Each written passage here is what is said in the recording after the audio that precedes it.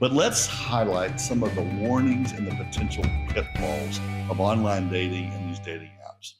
Now, I only date Christians.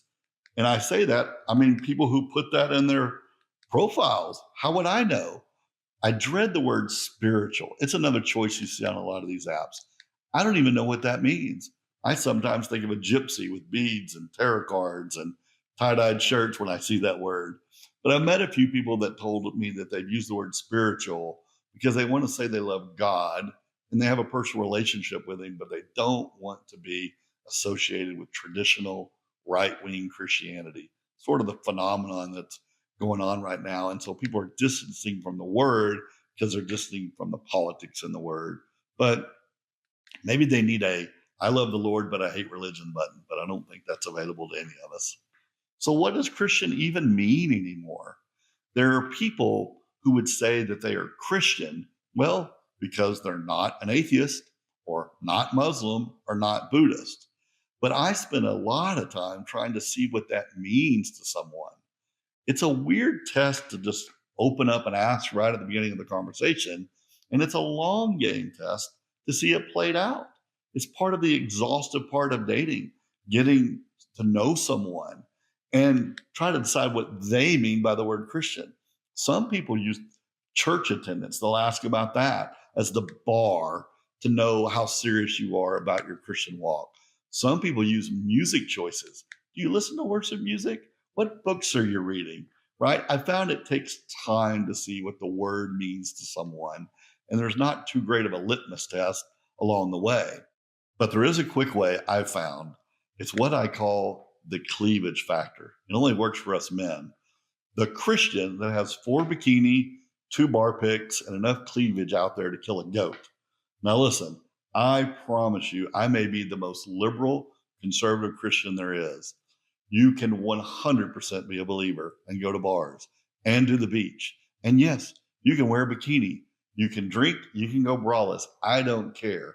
I actually advocate that you're not restrained to someone else's definition of modest or whatever our cultural standards happen to be this year in this country. But I think I'm talking about the vibe and the look at me attitude. And I need to be looked at, the attention seeking.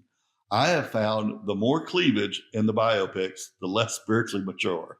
These are facts. You can debate me, but it says a lot about someone if they want to be known for their assets over their personality. This is a great example of the need to heal before you start dating.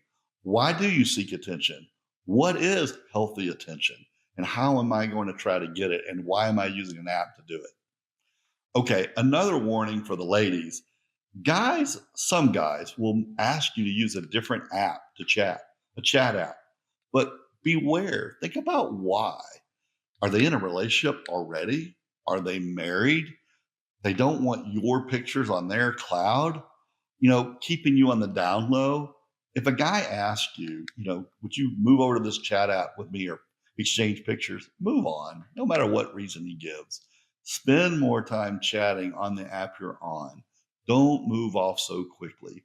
Also, put a fair amount of pictures on your bio and it will slow down the request for more pictures. Don't give anybody any room to say, let's get off this app so we can exchange more pictures. Just give them what you're going to give them. Sometimes people ask because you only put one. Maybe put a little bit more. They won't be so greedy. A side note, when do you exchange numbers? My answer is after some serious banter and even after a video date. I need to tell you a quick story about my first date, or one of my very first dates after my divorce. I just texted someone. We had a little bit of banter, and I thought, oh, must be time to meet. I decided to meet him. I didn't do a phone call. I didn't do a video call. I did nothing. I walked in to the biggest mess of all time. I walked into a group date situation. There were so many people at the table. I didn't even know which one was mine that I was supposed to talk to.